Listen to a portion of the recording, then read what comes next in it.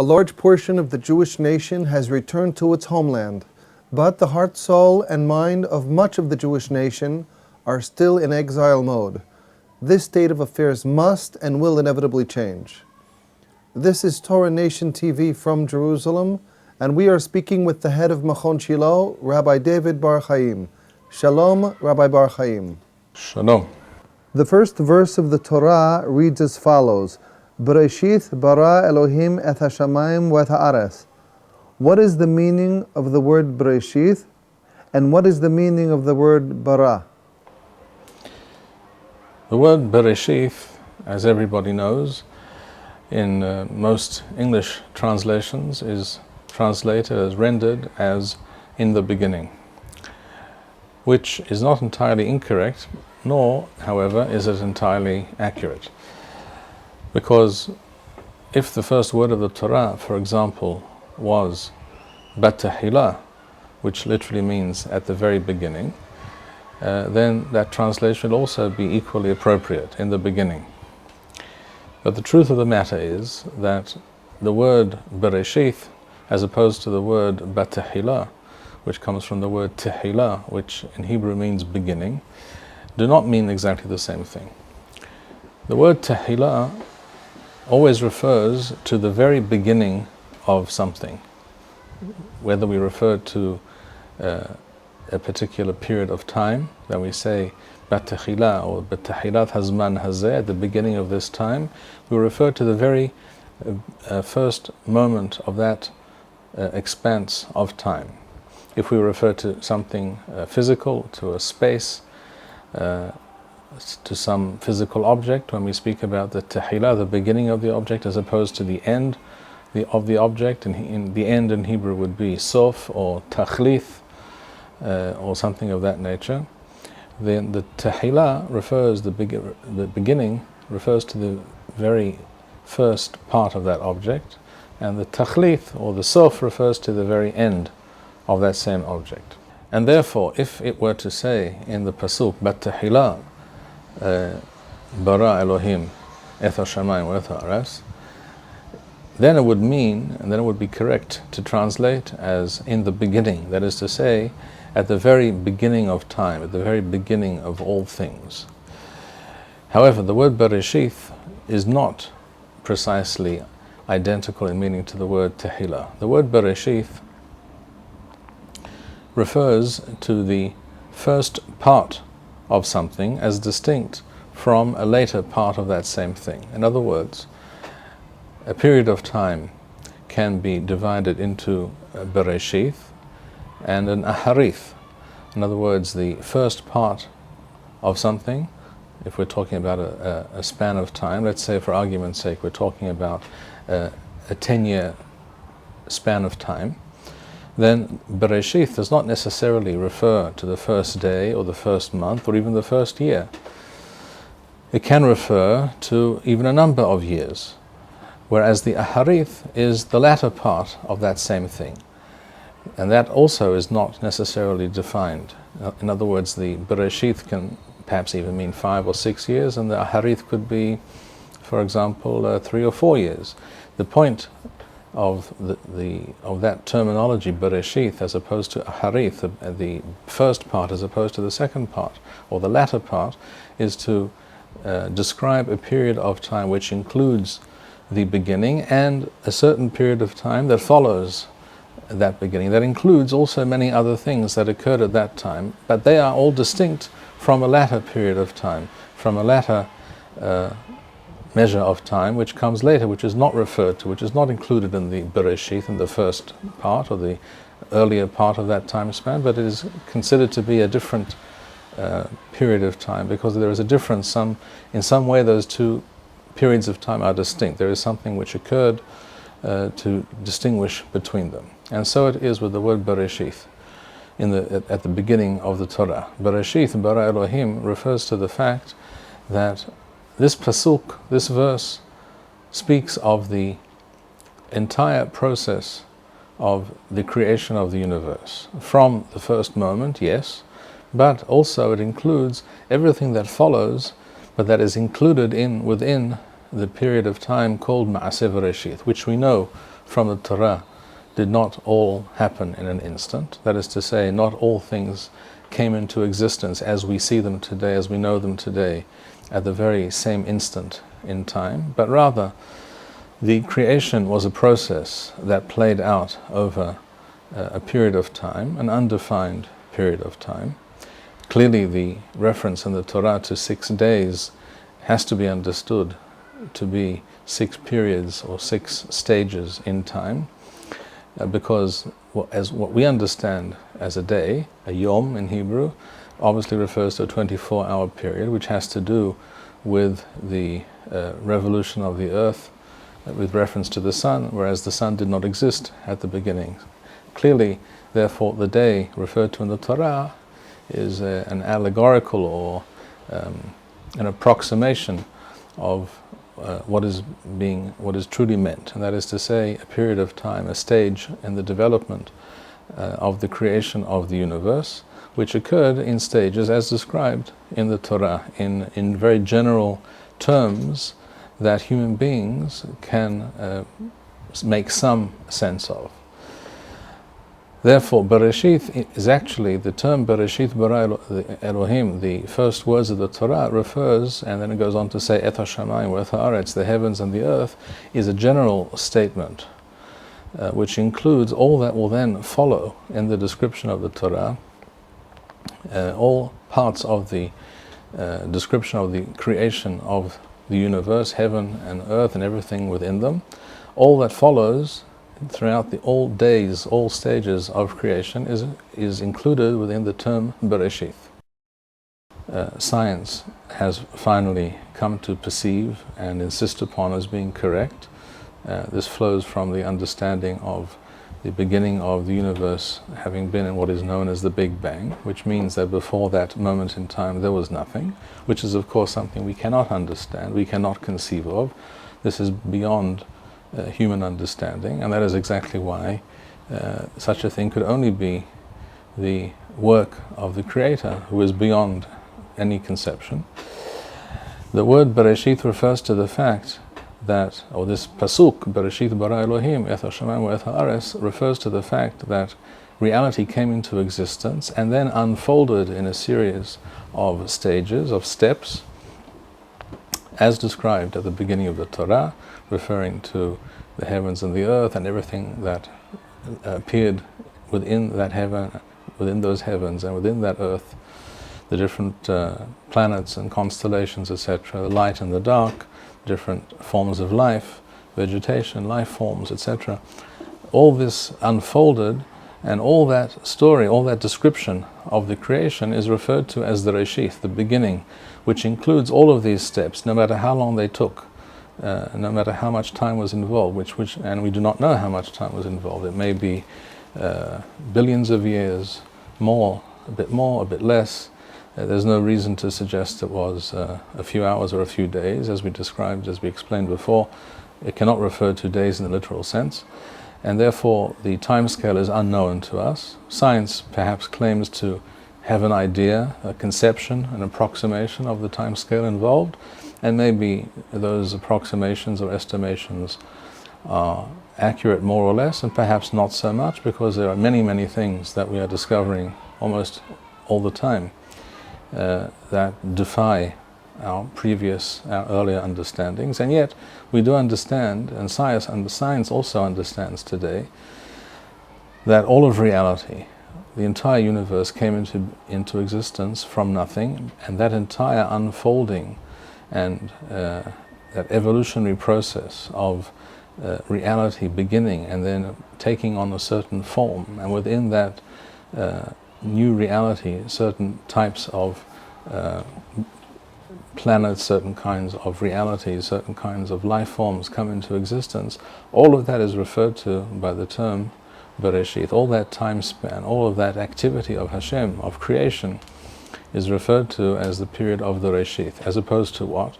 As opposed to everything which follows after the creation is over, after the different stages of creation are over. Then we are no longer in the Reshith, we are no longer at the earlier part of the reality of the created universe. We are now in the stage of reality where the reality exists and is no longer being created. No new steps are being taken to further expand and refine that created reality, and that is the world as we know it and the universe as we know it today. And what is the meaning of the second word, bara? The word bara, usually translated as create, which is correct, but it has to be stressed that the word bara in the simple form, that is to say the binyan hakal, the simple form of the verb, is only used ever with reference to Hashem. We never ever refer to a person having been boreh or bara, having created or being creating something. That is not possible. Only Hashem can create something, because the word bara refers to biriya yesh me'ayin. It refers to creation ex nihilo, something coming into existence from nothing, which of course is again something beyond our conception, beyond our understanding, because there is no such reality in our experience in human affairs. We can make things from other materials that pre-exist. We can take certain materials, articles, etc., energy forms, and do something with them, and that is called liyaser, to produce, to manufacture. But to create means to bring something into existence when nothing at all was there previously. That is something that only Hashem can do. This was already pointed out by Rambam in Moreh Nevuchim. It was pointed out by many of the Mefarshim on the Torah. And we see this clearly in the Pasuk in Sefer Bamidbar, in the book of Numbers in the Torah, in Parashat Korah, where Korah and others take it upon themselves to challenge the leadership of Moshe, Rabbeinu, of Moses. And they claim, or at least they suggest, they hint at the fact that perhaps not everything that Moshe claims, not everything that he instructs and tells them to do is the will of Hashem, but perhaps it is just Moshe's personal preference or desire that things be so. Moshe responds, this is in Perek Tel Zayin, Pasuk Kaf Het, chapter 16, verse 28. Vayomer Moshe, Bezov Teda'un, Moshe said to them, to the people who rose up against him, by this you shall know, Ki Adonai shalahani, that Hashem has sent me, la'asot et kol ha'ma'asim ha'ela, to do all these things, ki lo milibi, and none of it is of my own heart. In other words, none of it is my choice or my decision. It is the word of Hashem, and I am simply passing on to you the word and the desire and the instruction of Hashem. Im kemoth kol ha'adam yimuthun ele, if these people who are rising up against me, referring to Dathan and Aviram, etc., if these people who are making these claims against me die as all men do, ufkudath kol ha'adam yipaked alehem, if they shall leave this world as all human beings do, lo Adonai shalahani, then you will know that I was not sent by Hashem, that they are speaking the truth. We'im, if however, biriya yivra Adonai, Hashem will create something new, something miraculous, something which is totally not according to the laws of nature. Ufasotha ha'adama et pia, and the earth will open its mouth, it will split open. Uvala'a otham with kola shalahem, and will swallow them up and then close over them again.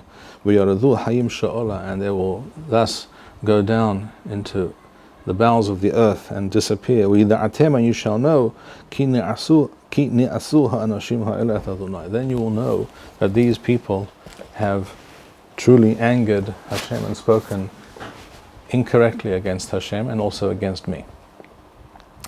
The term that Moshe Rabbeinu uses is im biriya yivra Adonai. If something miraculous that only Hashem can do occurs, and not something which is part of the way of the natural order, then you will know that this is the will of Hashem and I am speaking the truth. Here we see clearly in this pasuk that Bari'ah is something that only Hashem is capable of doing, because it refers to something which is entirely divorced from and in every way different from the normal natural order of things. It is not something which we would expect and not something that we could reproduce.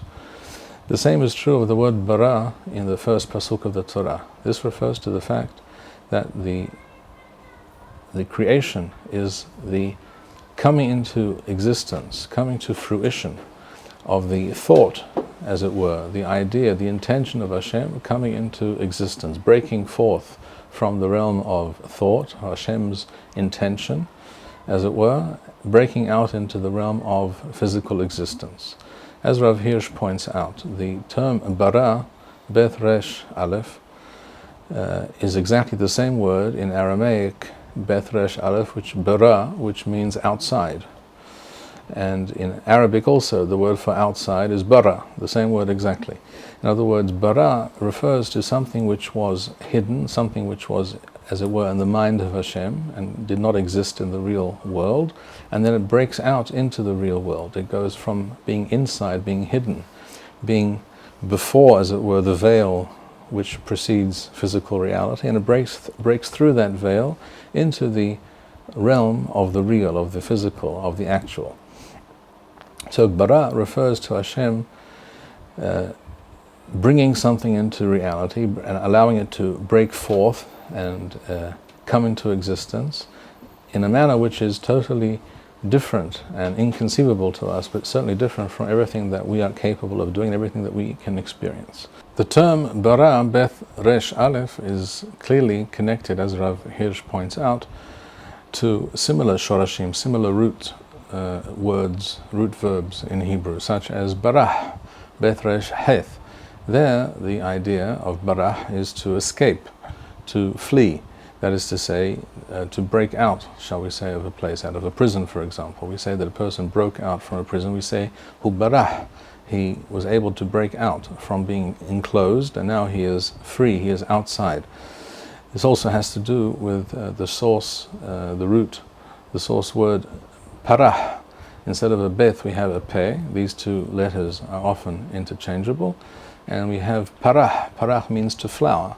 When we have a bud, shall we say, or something very small, which then opens up and flowers and increases in size and becomes more obvious and seen and more actualized, more real, as it were, this is referred to as pariha, as flowering, which is similar, as we just explained, to bariha, which is to break out, to leave from something small or something enclosed and break out and go outside.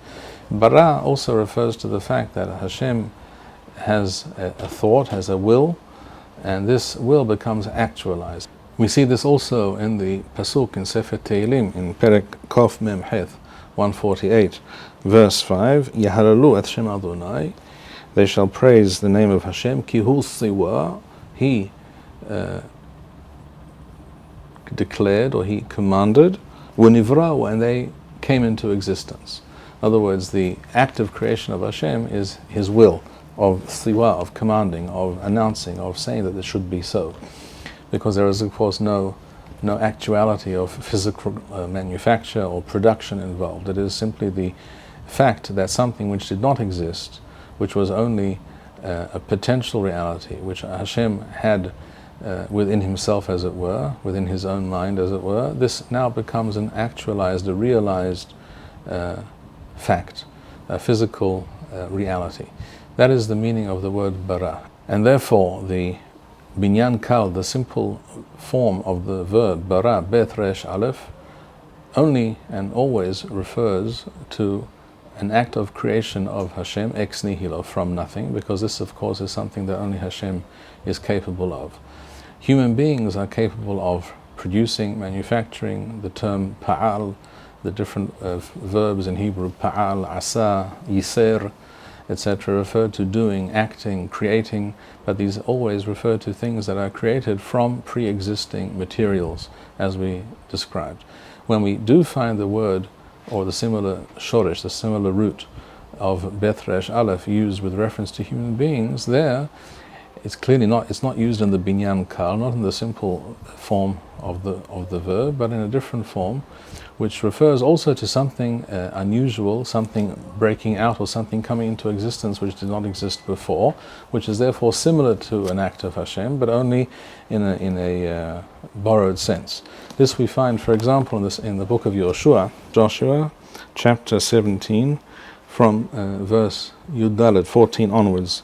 Here we see the tribes of Yosef saying to Joshua that they have no proper inheritance in terms of land in Eretz Yisrael, and Yoshua answers them in Pasuk Tetwal 15. He says to them, "Vayomer alehem Yoshua, im am rav ata aleh lecha hayara." If there are too many of you for the land that you have received, go to the forest. Uveretha lecha sham. Veretha, the shoresh, the root of that word or that verb is betresh aleph, but it's not in the sense or in the form of the verb as we find with reference to Hashem baratha, ela uveretha, which is to bring into existence. It's the binyan hakaved. It is the form of the verb which can be used. The source, the root, Bethresh Aleph here can be used with reference to a human being, because what Yoshua is telling them to do is to deforest a certain area and thus bring into existence a new reality. The new reality is that now you will have land on which you can build villages and farmland, etc., where before there was forests. And there was, in other words, this is a kind of new reality, and it is similar in some ways to something coming into existence different from what was before, and therefore in that sense it is comparable only in a very vague way to the act of creation of Hashem, and therefore we find the word uveretha lecha sham be'eretz haprizi v'refaim. In that land you shall cut away for yourself by deforestation, and you'll be able to create for yourself new territory. So the meaning of the words Bereshit and Bara, the first pasuk of the Torah, comes to tell us two essential things. First of all, that the story, the description of the creation of the heavens and the earth, all the universe and all that is therein, begins at a certain point in time. And the description of the Torah refers to all the unfolding of that creative process, which did not happen in one instant of time. It began at a certain point in time, but it continued for a lengthy period of time, and it was also broken down into different stages. That is the meaning of the word Bereshit, as opposed to the word Bat-Tehillah, which refers to the very beginning of something and only the very beginning. Second of all, Bara refers to the creative act and will of Hashem, which is something which can only be performed by Hashem, which is beyond our understanding, and yet this is an essential tenet and understanding of the Torah of Judaism, and it is also nowadays, for almost 100 years now, it has also been the assumption and the understanding of the scientific world. Thank you, Rabbi Bar-Hayim. We would like to encourage our viewers to share these videos with friends and send in your responses. We would also like to suggest the following opportunity to our viewers. If you identify with Rabbi Bar-Hayim's message and would like to sponsor or dedicate a video interview with the Rabbi in honor or memory of a loved one, if you would like to obtain Birkon Nusach Eretz Yisrael or invite the Rabbi for a speaking engagement, please email us at office@machonshilo.org.